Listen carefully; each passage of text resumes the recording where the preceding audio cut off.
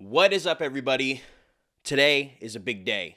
First off, if you're new to this channel, the Superare channel, please like, subscribe, comment, do whatever you want. It's going to help us out. If you're fans of us, if you shop with the brand, you do anything with us, you got this nice little new Playboy stuff, you know what I'm saying?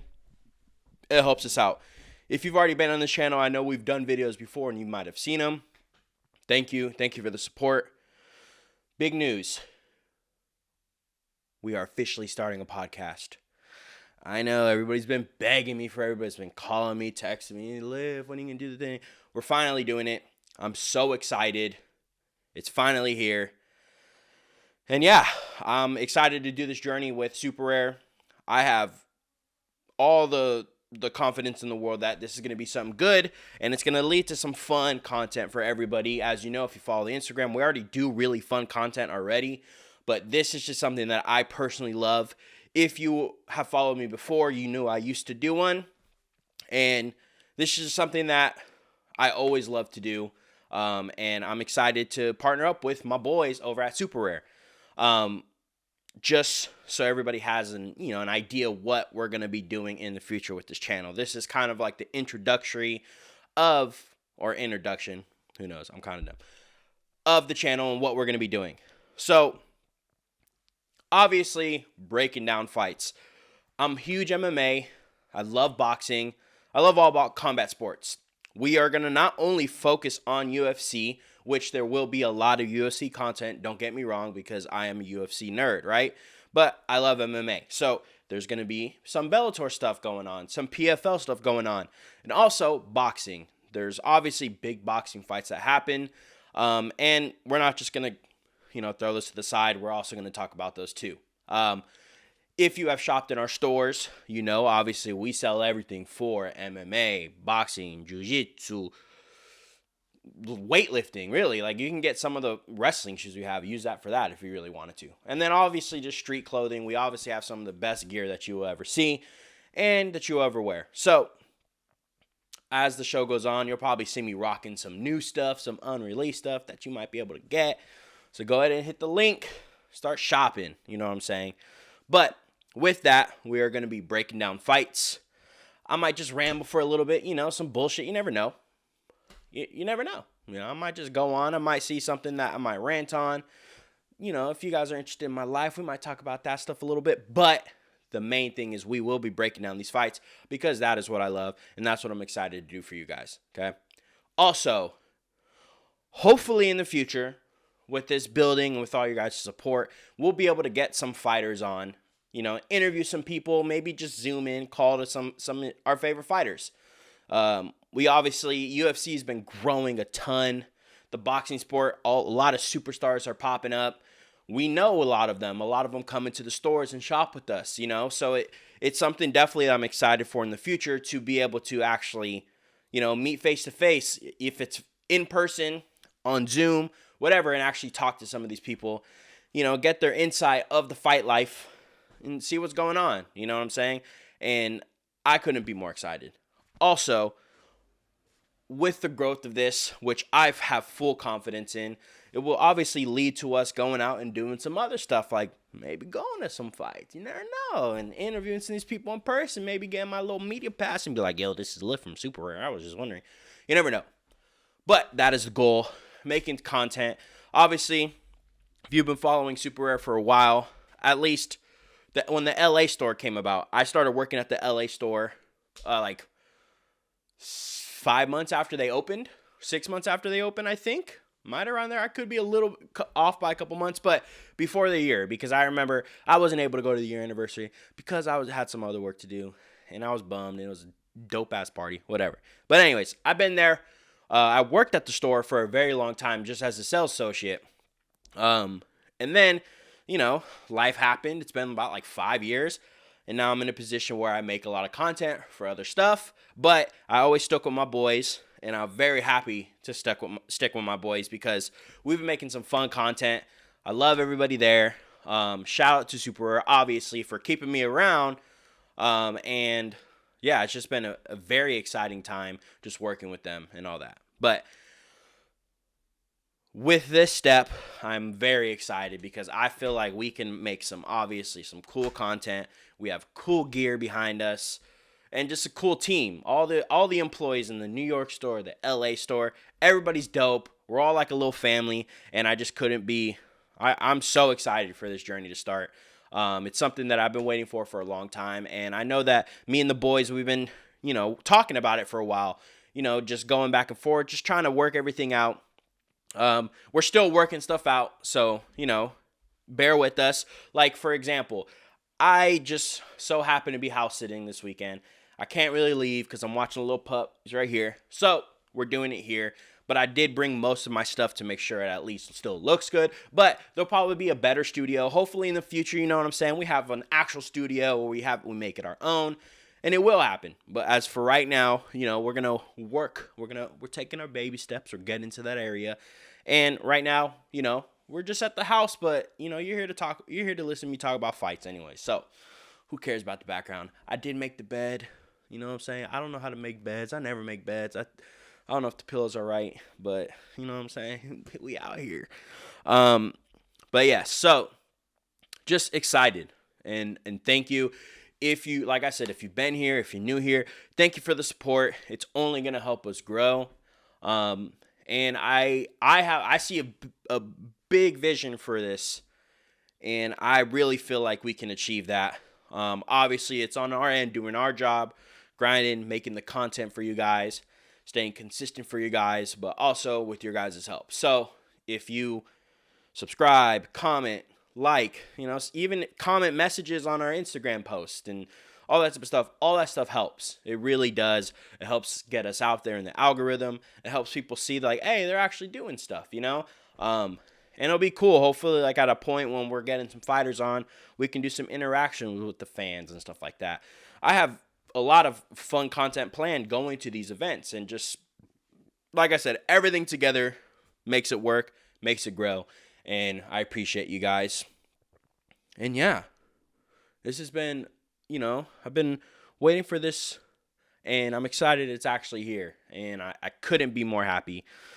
And we have a freaking fantastic fight card to start off with, honestly. Like, it's Marvin Vettori versus Jared Cannonier as the first fight that we're going to start with for my breakdown, and I couldn't be more excited. I'm a fan of both of these guys. They're both very good fighters. We have one of them come into the store before. I've met him. He's super cool. The other guy's from where I'm from, Arizona, so I've been a big fan of him. So this fight is like a pretty hard one for me to choose, but it's also a very fun one, But yeah, let's just get straight into it. Okay, we have Marvin Vettori. It's a fight night this Saturday. It's at the Apex in Vegas, which I love. I know a lot of these fighters don't, and I really can't really say anything at that point, right? Because I'm not actually in there fighting. But I love the Apex, because especially now that they brought people, like fans can actually come. I think it's dope because it is smaller, in the sense of like, I guess more homey, right? Like you can hear a lot more. You can hear the coaches a lot more. And it's just, I feel like you could focus better because you're not worried about too much. You're not seeing famous ass people all the time. You're not all that stuff. But at the same time, that's for me as a spectator. I'm not a fighter. I've heard people say that they like fighting at the Apex. I heard people say they don't. You want the big crowd. Obviously, some people that helps them out. I'm in no position to say that. So, in the sense of the fighter-wise. But me as a spectator, I love the Apex. I'm excited that they continue to do it. Obviously, during the COVID stuff is why this kind of happened. But I'm excited that they decided to stick with it because I love it so much. I think it's so fun being able to see everything, hear everything so much more clear and not worrying about all this extra stuff on the outside. But anyways, we have Marvin Vettori versus Jared Cannonier. Both top 5 middleweights, I believe. Very close fight on the odds. It's a 125 to 105. And I think that's very acceptable. They're both very good. They have Marvin as the favorite, which I could see. He's beaten a lot of people. He's fought Izzy twice. They weren't really like the closest fights, I would say, but he has a lot of experience. He's beat some top guys. He went up to 205, beat Paulo Costa, who's, no chump. even though it's supposed to be at 85, but he still beat Paulo Costa, who's also very good. Jared Cannonier has also beaten some really good people. He's beat like Brunson. Watch here. Let me just show you guys. I'll click on these guys right here. He beat Strickland. He beat Brunson, Gaslam. He did. I mean, no one. I feel like everybody loses to Robert Whittaker. You can't put that against him. You know what I'm saying? Beat Silva, Branch, Hermanson. He's beaten a lot of people. And so when he was fighting Izzy, I was actually very excited because, you know, this guy he has a really good track record himself. Obviously, we got Marvin Vettori. He beat Dolidze, who's also very good. He was fighting at light heavyweight when he started. He was very good up there. And yeah, he lost to Robert Whittaker. Like I just said, everybody loses to Robert Whittaker. Robert Whittaker, kind of my guy. He beat me. Beat Costa, which was impressive because I really do think Costa's really good. If his wine story is true or not, who knows? But anyways, yeah. Obviously lost to Izzy. Beat Holland, which that was a last-minute fight. Beat Hermanson as well. And he's beaten a lot of guys. So this fight is a very good fight, and it should be a close fight on the odds. For me, I like to go based off of I go based off of a lot of things, right? Face-offs. Love to see the face-off. That's a big thing for me. To see both of them at the press conference and on fight day. Number one, I feel like you can tell a lot. You can see a lot from those. You can see who's actually really confident, who's kind of putting it on for a show. You know, especially after at the weigh-ins, you could see if someone's kind of looking a little flat because obviously if it's too much, then you know they can't fully recover the best, you know, before the fight night and all that type of stuff. So, obviously, as if you guys are big MMA fans, UFC fans, you know Marvin has like not a crazy person mindset, but he has a crazy powerful mindset in the sense of he always like I'm winning. He doesn't give a shit about anything else. He is winning. He even if you told him like, oh no, you're not gonna win, he would probably get fucking mad at you and like, you know, he's like, no, I'm gonna win, right? And I love that mindset. Jared Cannonier is the same. He just kind of plays it off. Plays it a little different. He's very more confident, more like calm. And I like recently now I feel like he's been starting to talk a little bit more shit, which is cool. And he's earned his right to. He's beaten a lot of people. This man went like heavyweight, 205, middleweight. I mean, he's a monster. And so for confidence wise, I think they're both very very top notch.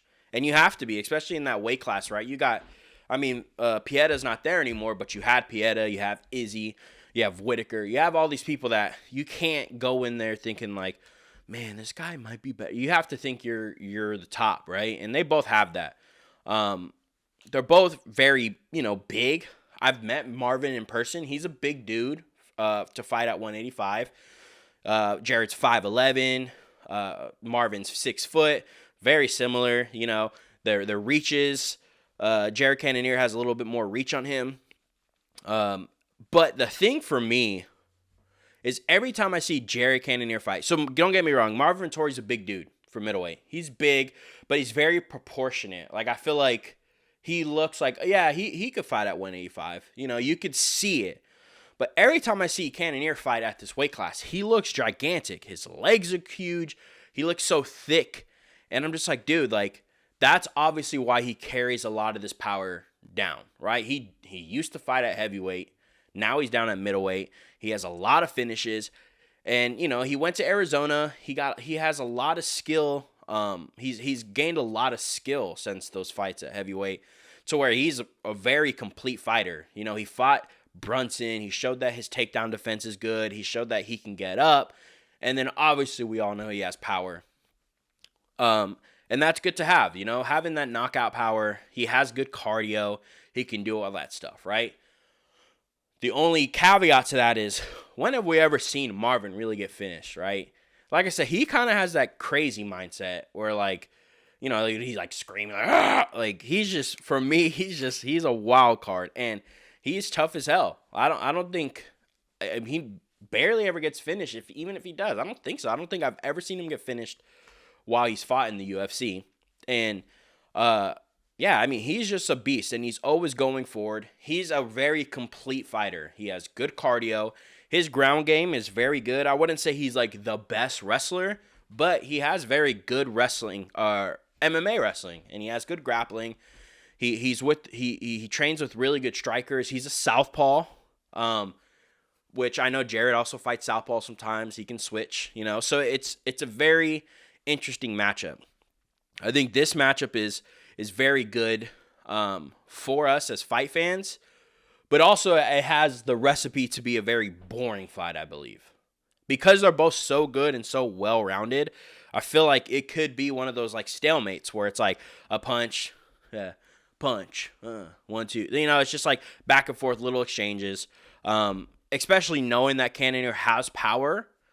Marvin Vettori might not want to just sit there and exchange that much. Obviously, we know he has a chin, but it just takes one in any fight. It doesn't matter who you are, it takes one, right? And Cannonier has that power to be like, yo, it's that one. You know what I'm saying? Like, he has that. And then on the opposite side, Marvin Vettori has that pace. He has that pace to just go forward. He's not worried about his cardio. He has that pace to go forward and just press. And I feel like if there was to be a weakness for Cannonier, he doesn't really show it that much. It might be the cardio. I feel like Marvin Vettori is a beast in that sense.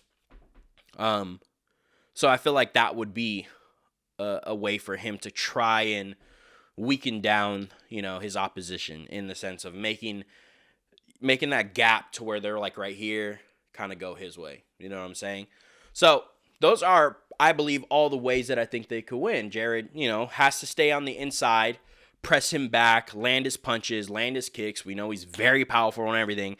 And for him, he could definitely win a decision. Don't get me wrong. He just went, I think he went 5 with Strickland. And I like Strickland. I know a lot of people don't because he talks some wild shit. But he's a good fighter, and especially for only sparring like all the time.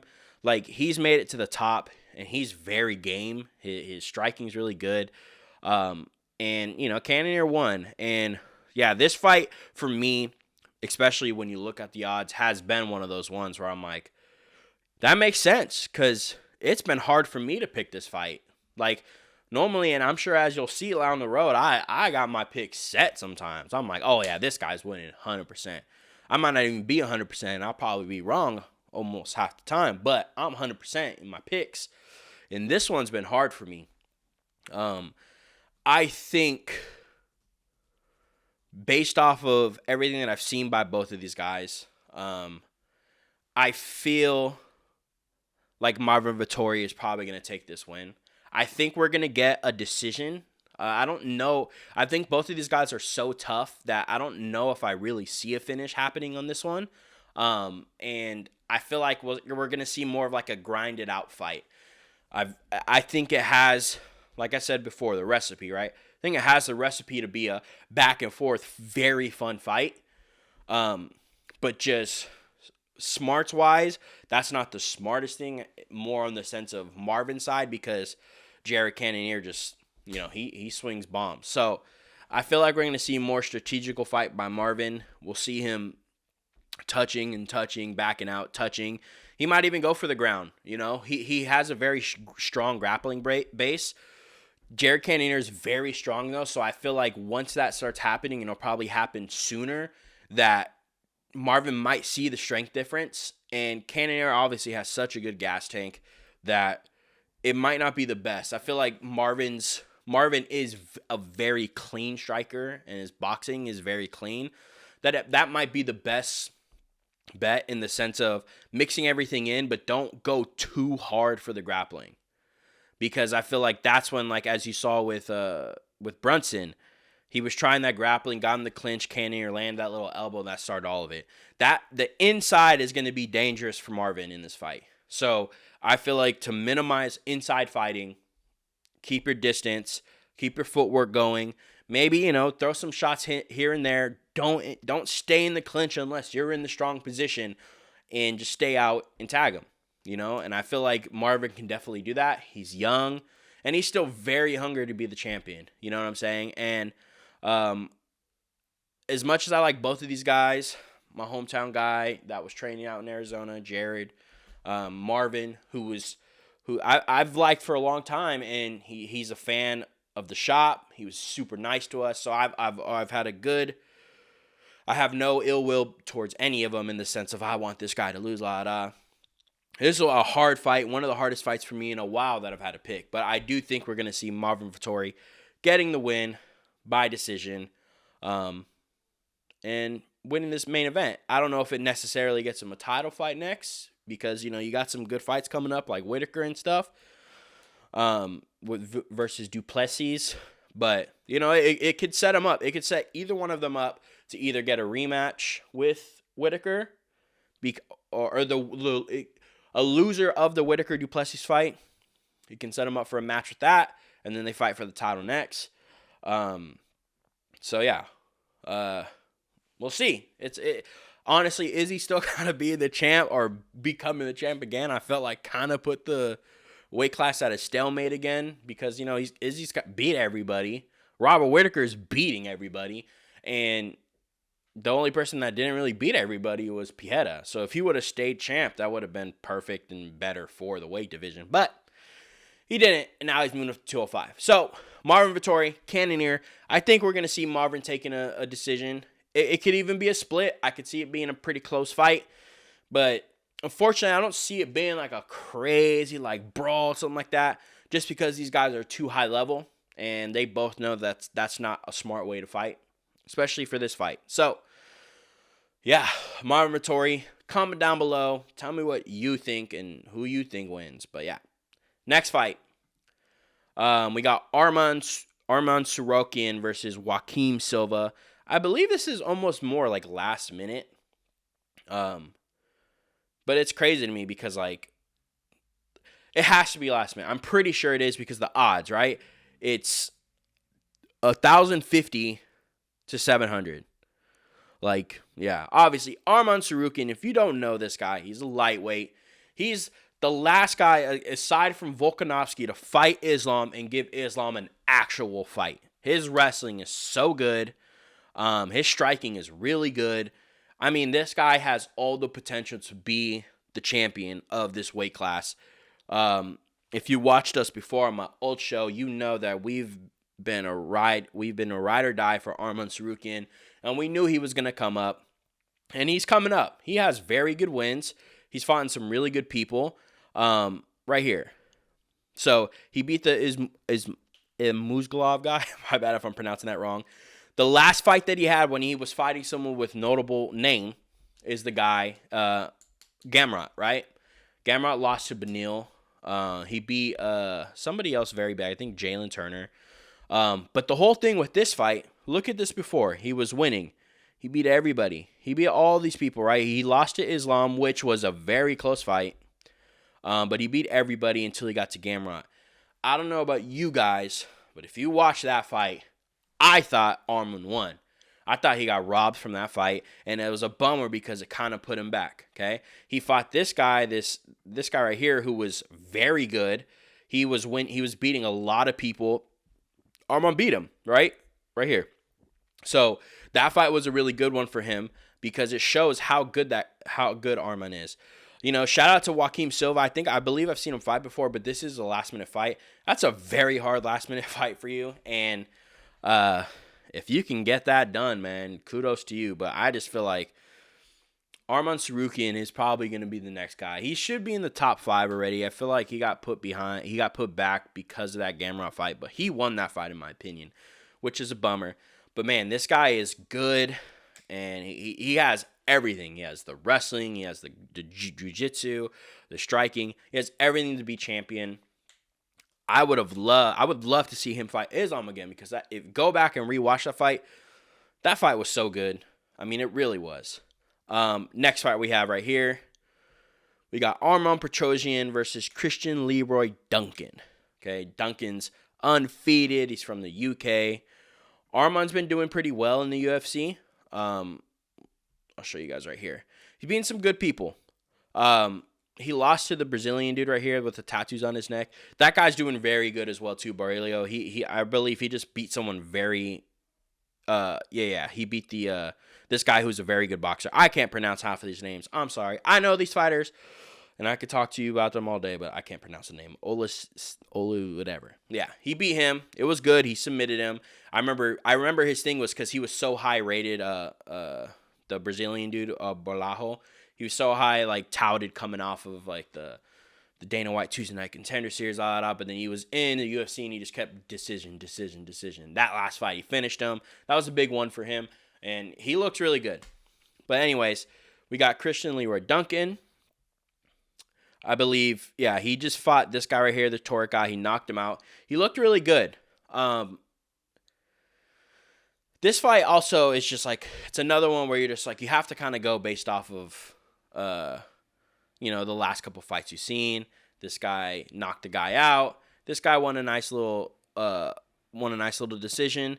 It was good. I'm personally going to go off of Christian Leroy Duncan. I feel like these new guys that are coming up, all these young guys and all these new people that are coming to the UFC, we're about to see the skill level just freaking skyrocket.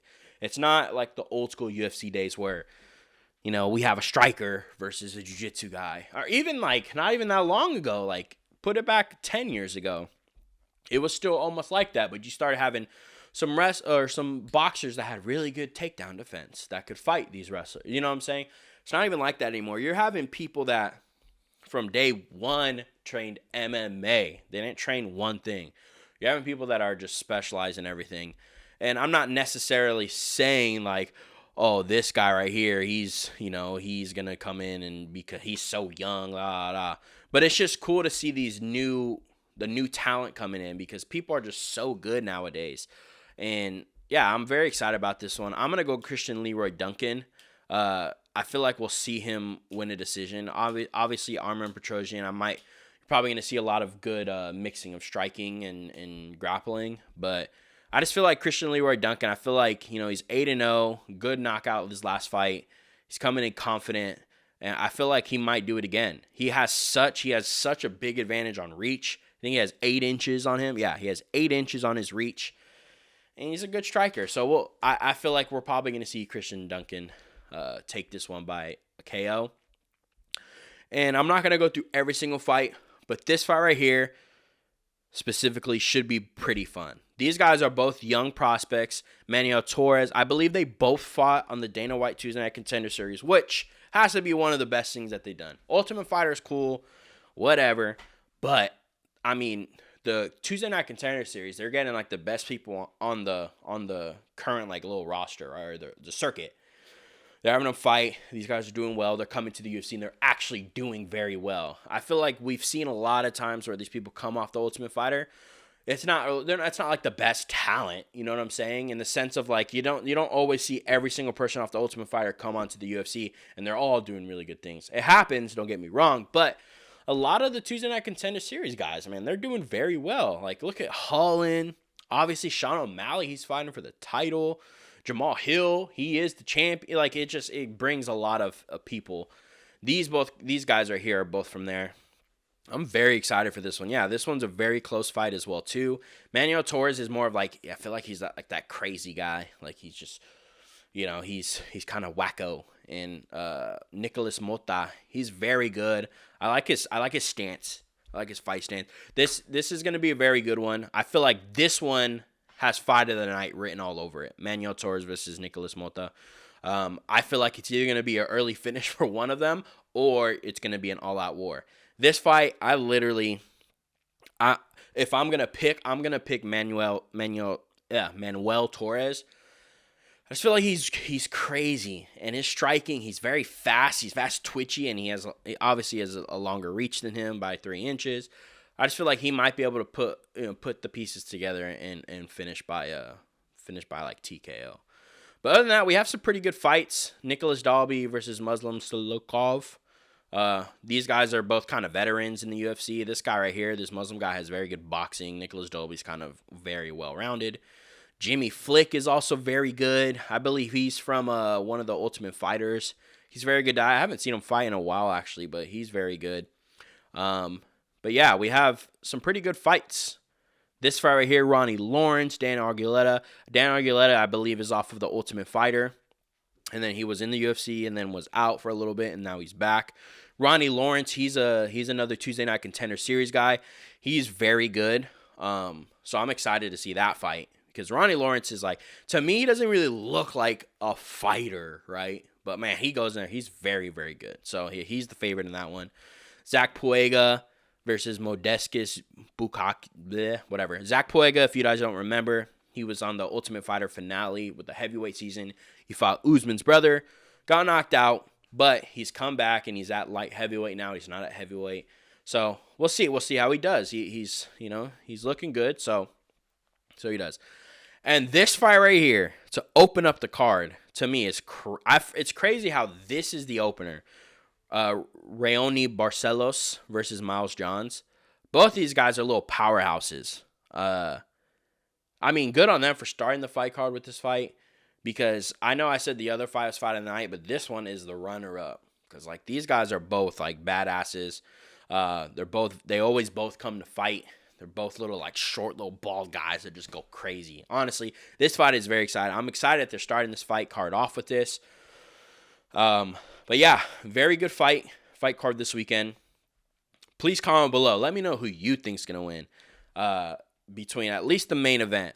I wish, this fight, obviously the second fight was a little bit more. It wasn't last minute because you have number 8 versus an unranked guy. But the main fight, it's a very big fight in the middleweight division. It's 3 versus 4, which makes sense. I love when they do that because then you're actually getting fights that make sense, that matter. And yeah. But anyways, that's the fights for this weekend. We're going to keep this one a little short, a little simple.